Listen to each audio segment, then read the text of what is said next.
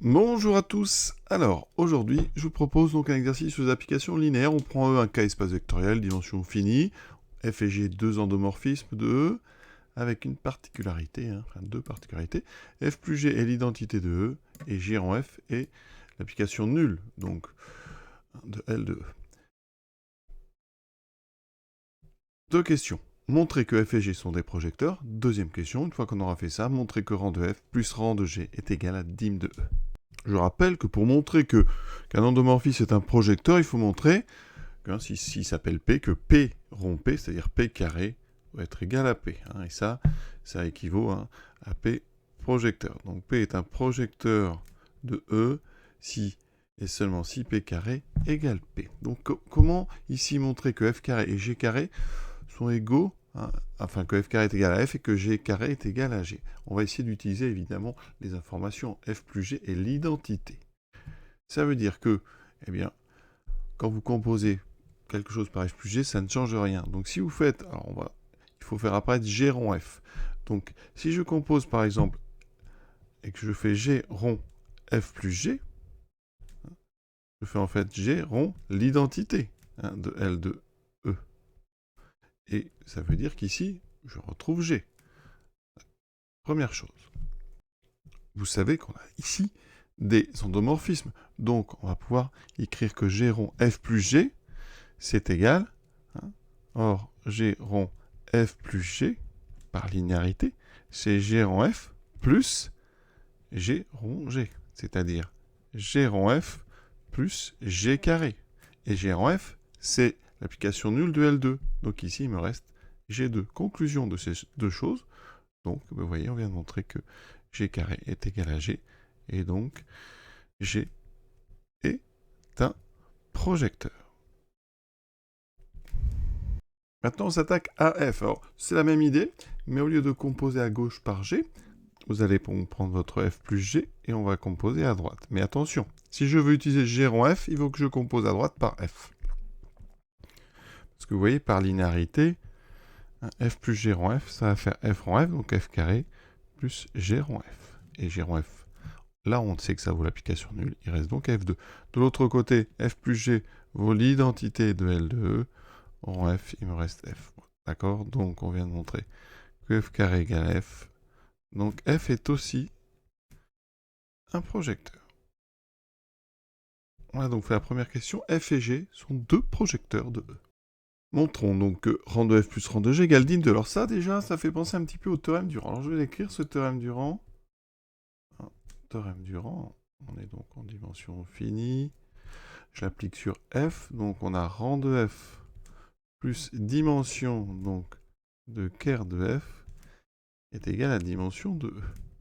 Ça veut dire qu'ici, la seule différence avec ce que je dois montrer, c'est qu'il faut que je montre en fait que, eh bien ici, c'est ça la question, d'accord? Il faut que j'arrive à montrer que ça est égal au rang de F, donc la dimension de l'image, au rang de G, la dimension de l'image de G.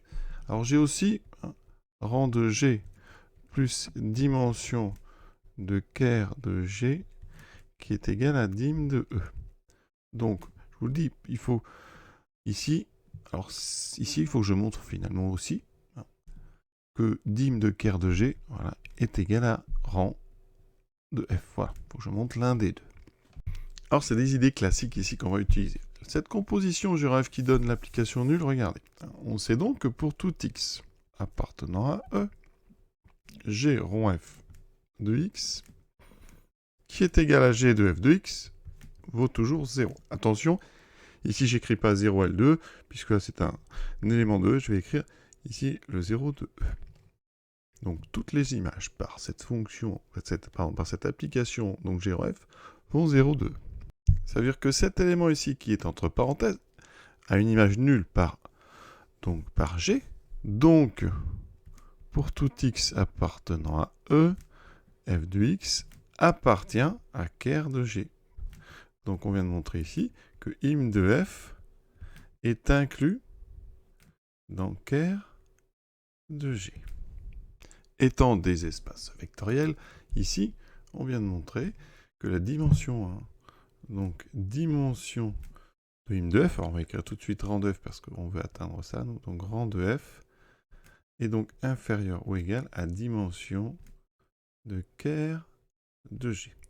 Donc, vous voyez, ça peut nous aider ici pour celui-ci. Maintenant, il va falloir montrer l'autre sens. Montrer que la dimension de ker de G est plus grande ou égale à la dimension de rang de F.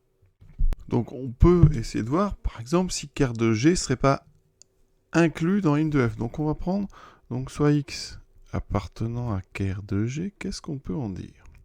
Ça veut dire que G de x vaut 0. Donc ici, regardez, si je l'applique à f plus g de x, ça fait, donc ici, f de x plus g de x par linéarité. C'est donc, comme j'ai pris x dans le ker de g, ça nous donne f de x. Mais on sait que f plus g, c'est l'identité. D'accord? Or, f plus g de x étant l'identité, c'est donc x. Donc ici, quel que soit x appartenant à ker de g, j'ai donc f de x qui est égal à x. Et donc, f de x égale x, ça veut dire quoi? Ça veut dire que x est l'image de x. Donc, ça veut dire que x, quel que soit x appartenant à ker de g, x appartient à im de f. Conclusion, tous les éléments de ker dans G sont dans im de f. Donc, ker de G est inclus dans im de f. Alors, mieux que une inégalité sur les dimensions, on a carrément une égalité entre les deux espaces par double inclusion.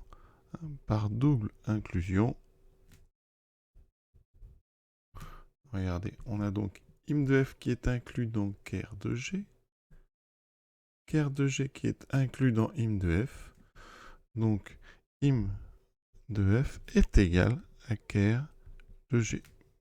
Et effectivement, ça veut dire que donc les dimensions, donc le rang de f, donc la dimension de im de f, est égal à dimension de ker de G. Et je n'ai plus qu'à remplacer dans mon théorème du rang, dans le deuxième ici. Et donc, eh bien, rang de G plus dimension de ker de G, c'est-à-dire ici à la place, on peut mettre rang de f. Donc rang de G plus rang de f est égal à dimension de E. Cet exercice est à présent terminé. À très bientôt.